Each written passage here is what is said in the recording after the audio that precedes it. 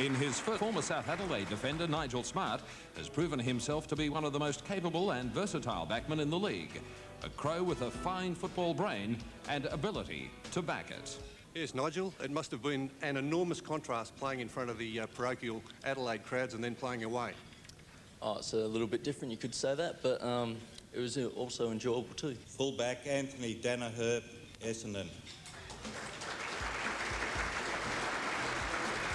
Anthony DANIHER has experienced the ups and downs of football in a memorable 1991 season. Against St Kilda, he produced the near-perfect game at fullback, restricting Tony Lockett to 4 goals.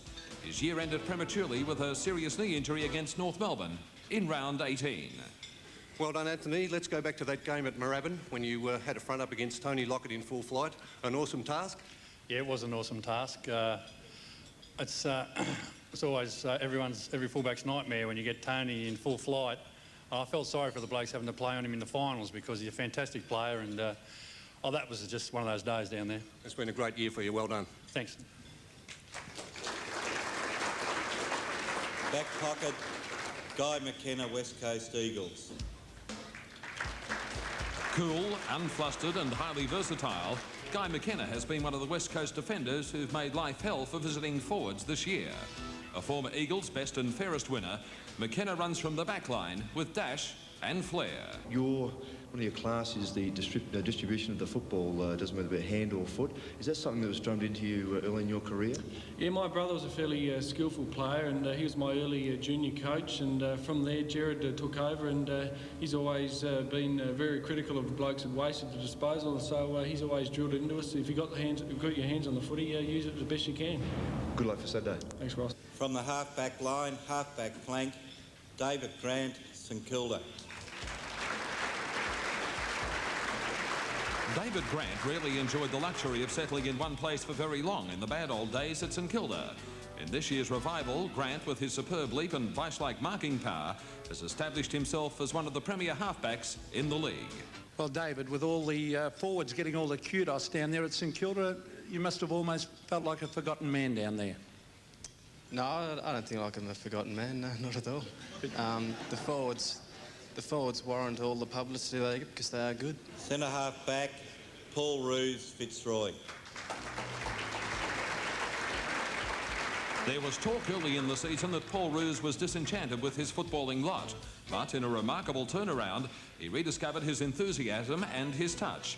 Such has been the rejuvenation that ROOS has collected his 3rd best and fairest with the Lions and signed on for another term. Well, Paul ROOS is in our Los Angeles studio. Paul, not only a rejuvenation for you personally, but for the club.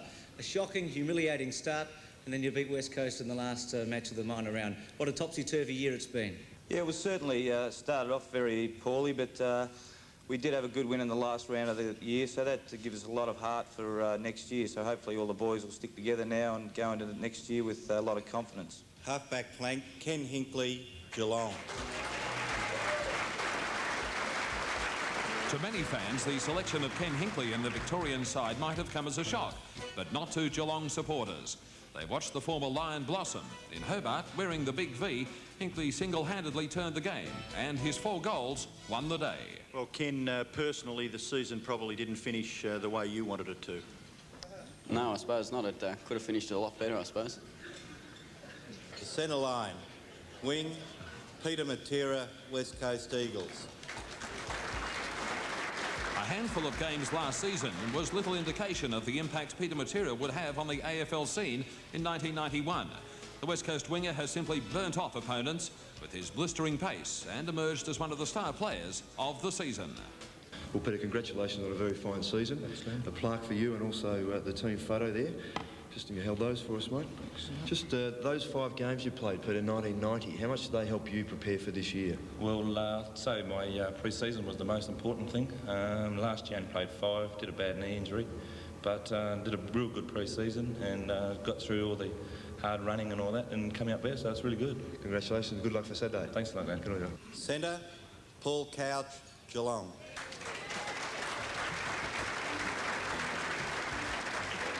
Paul Couch has shrugged off the Brownlow medal hangover from last year to again produce the scintillating football that he's renowned for. The elusive midfield player with the ability to collect large numbers of possessions has been one of the keys to Geelong's revival. Now listen, Couchy, we need a few more words than the last one, right? What happened between 89, it was a great year, and 91 was pretty close, right? What happened in between? Oh, it was just a matter, we had a few injuries at the time, in 90, which, you can't use as an excuse, and Mark BAIRSTOW went back home, and we just had a bad run, and this day and age with the way the draft system is, and, it's hard to get players you go and get now, so you need everybody fit, and that's what happened this year too. So in 89 we had a good run, and 91 we had a good run also. Wing, Chris Mainwaring, West Coast Eagles. In over 100 games with the West Coast Eagles, Chris Mainwaring has been one of the side's most dominant players and one of the AFL's most prolific possession winners. An injury late in the season cost Mainwaring a place in the early finals, and his drive was sorely missed. Congratulations, Chris, a fine year. There's your plaque and your team photo. Sign that for us. But perhaps mainly in what might be described as one of your most frustrating months in football, could this be some consolation? Well, this is just something that I suppose that you all dream about. First, I'd just like to thank, I'd like to congratulate the players, the coach, and, I suppose it makes up for it. We've got one more game to go, and hopefully it'll turn out to be a great year now. So we've had a look up to the centre line. We're watching the AFL All Australian Team 1991 by CUB. Back after this break with the forwards, the Rucks and the Rovers. Gavin Brown, Collingwood. A candidate for the most fearless player in the AFL, Collingwood's versatile Gavin Brown was nominated as vice-captain of this inaugural All-Australian side. Knocked out in last year's grand final, Brown bounced back in 1991 to again be one of the most dangerous players in the league. Gavin, it was a premiership hangover with a vengeance. How long do you think it took the Collingwood team to get back into its stride? Yeah, I suppose it's a pretty tricky question, really, one that a lot of people are asking, but, I think halfway through the year, I think we gathered a little bit of form, and, who can say whether it was a hangover or not, but it's when we seemed to get our act in together. Well done, and congratulations on making the team. Thanks very much. Centre half forward, Stuart Lowe, St Kilda. The biggest hands in footy continue to drag in the biggest marks of the year for St Kilda. A wonderful year for the Saints was sparked by the continued dominance of Stuart Lowe at centre half forward. And as a bonus, his improved goal kicking added further spark to the best forward line in the business. Stewie, a finals match after 18 years of drought. It must have been magnificent to be part of the St Kilda revival. Yeah, it certainly was magnificent, Pete, to be a part of it, but unfortunately, we were 7 points down at the end of the day, and that's what it's really all about. Nicky WINMAR, St Kilda. A late starter because of suspension carried over from last year, Nicky WINMAR dazzled everyone with his magical performances on the forward line for the Saints. His zip, his marking and his uncanny ability to search out Tony Lockett made him a crowd favourite. Forward line, forward pocket, Tony Francis, Collingwood. After an early struggle to find his 1990 premiership form, Collingwood's Tony Francis again emerged as one of the outstanding Rovers of 1991. Speed and ball skills marked Francis as one of the game's greats in a disappointing year for the Magpies. Tony, it was a tough assignment having to beat Geelong in that last game of the last round of the season, having to beat Geelong at Cardinia Park to make the finals. Yes, Bernie, it was a very difficult task for us. Geelong were playing very, very well, and they're very, very hard to beat down there, and we didn't win, so we didn't make the finals, I suppose. That's the way it goes. Never mind, there's always next year. Full forward, Tony Lockett, St Kilda. He played only 17 games and topped double figures in 7 of them. Superlatives can't adequately describe Tony Lockett's contribution to football in 1991. The Coleman medalist overcame a crippling back injury to again top the century and post a personal best of 127 goals. A year that saw St Kilda back in the big time after 18 lonely years. Tony, you put in a big pre-season, you really worked hard. Are we seeing a more mature, restrained Tony Lockett these days? Oh, well, I'm not too sure about that, but, it's just a great effort from all the boys down the club to reach the finals after having a long absence, and I know the feeling around the club at the moment is that, the boys are real keen to go a couple better next year. Forward pocket, Gary Hocking, Geelong. If one man has helped rid Geelong of its handbag tag, it's the man they call Buddha, one Gary Hocking. a tough player who relentlessly attacks the ball.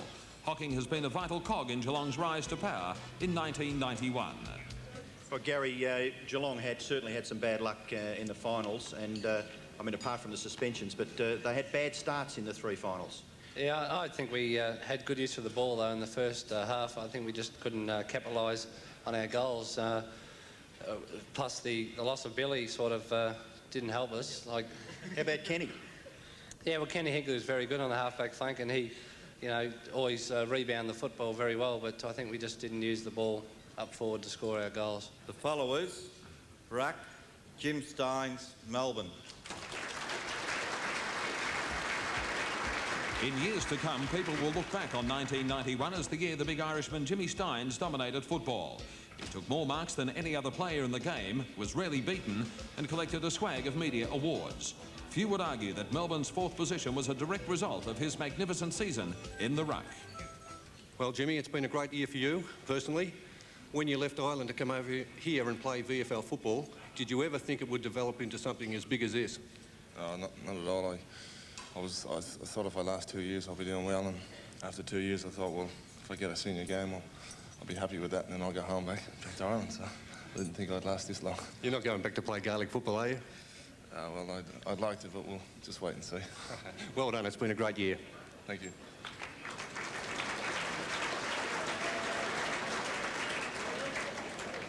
RUCK Rover, Mark BAIRSTOW, Geelong.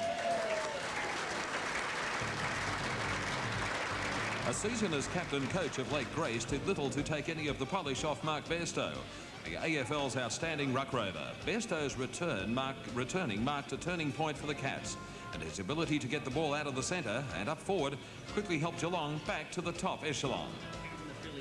Well, Mark, the coaching last year over in Western Australia, obviously that was of benefit. Do you recommend that a few of your Geelong teammates do a little bit of coaching? Well, they give me a pretty hard time here tonight, but no, I think you can't afford to go coaching for a year and then come back. But no, it did benefit me a little bit because I sort of got the inside of the on what coaches have been talking about for over the years, and it probably helped me a little bit, yeah. Rover, Barry Mitchell, Sydney Swans.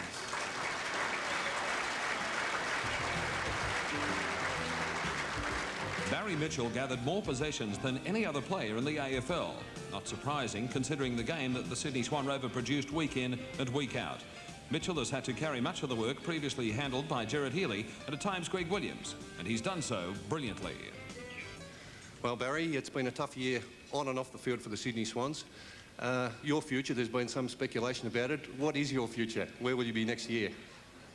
Thanks for that, Bernie. I've still got the option at the Swans, so I'd say I'll be staying at the Swans. Well, that's good. I'm sure that Sydney Swan supporters will be pleased to hear that, Barry, and well done on a great year again. Thanks, mate.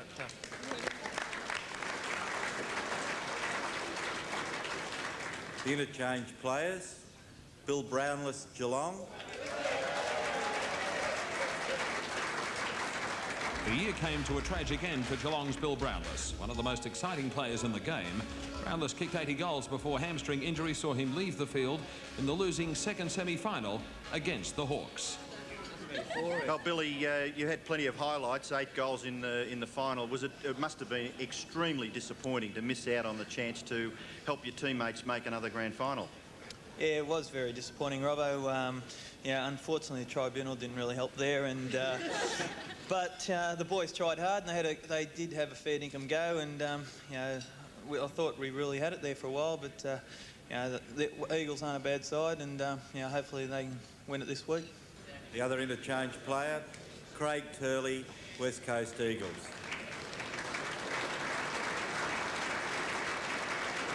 Few would argue with Craig Turley's inclusion in any top 20 for 1991. In Perth, he's been top of the pops and a pin-up to boot all season. A tough tear-away on the half-forward line. Craig Turley is our second interchange player. Just a question for you, Craig. Your dedication to football in the last 12 to 15 months paid dividends for you? Yeah, I think so, mate. I think I'm just now starting to see the rewards, you know. We've put in quite a bit of work over the last few years, especially the last year or so. So, you know, hopefully I can cap off a good year with a win this weekend. We're looking forward to that. Let's hope you do, and good luck. Thanks very much, Ross. Coach of the team is Michael Malthouse, West Coast Eagles. 8th season on, and Mike Malthouse has become an overnight success. In 1985 with FITZROY and in 2 years with the Eagles, Malthouse has reached the preliminary final. But the best judges believe that his best is yet to come.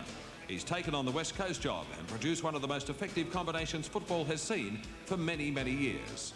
Just for you, Mick, in the 8 years of coaching, have you found this year to be perhaps the most demanding, but in some respects the most rewarding?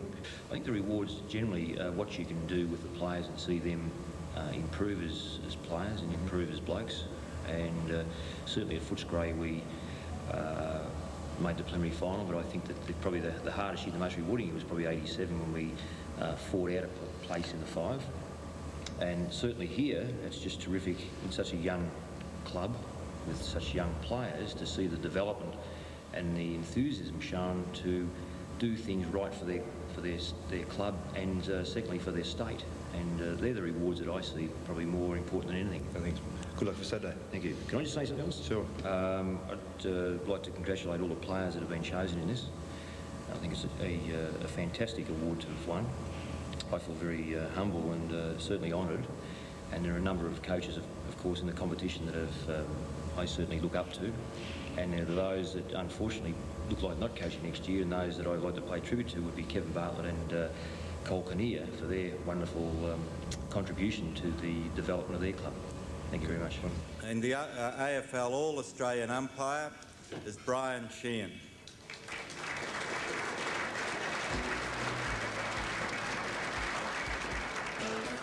For an umpire who topped the century mark in 1991, BRYAN has put together a truly impressive resume. Since his debut in the big time in 1986, Sheehan has twice umpired grand finals in 1988 and 89, and this year handled the state match in Adelaide. Well, Brian, you're surrounded by a couple of ex-champion umpires here, Glenn James and Billy Della, but is it worth going out there every week and getting abused by both opposition? It is when you're 100% right all the time. Typical umpire. Just tell us one last thing. What's it like to hold up that ball and start a grand final? It must be a magnificent feeling.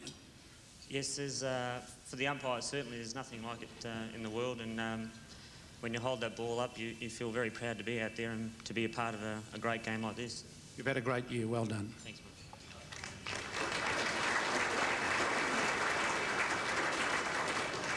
Well, we have a great umpire, an excellent coach, an outstanding team, Alan.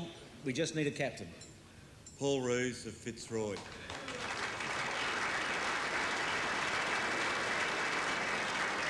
And as I said earlier, Paul, you're in our Los Angeles studio. Congratulations, skipper of the All Australian team. It is a great honour. What does the future hold for Paul ROOS?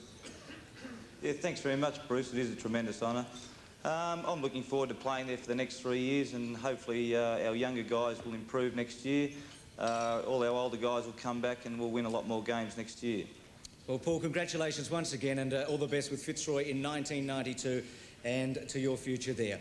Each of the players will receive a photo and a plaque after their presentation. As we check now the team, the All Australian AFL team of 1991 by CUB, and we start in the back line, and we see across the back line Nigel Smart, Anthony Daniher and Guy McKenna. The half-back line, David Grant, Paul ROOS and Ken Hinkley. The centre line, Peter MATERA, Paul Couch, Chris Mainwaring. The half-forward line, Gavin Brown, the vice-captain, Stuart Lowe and Nicky WINMAR. Forward line, Tony Francis, the second rover there with Tony Lockett and Gary Hocking. First ruck is STYNES, BAIRSTOW and Mitchell.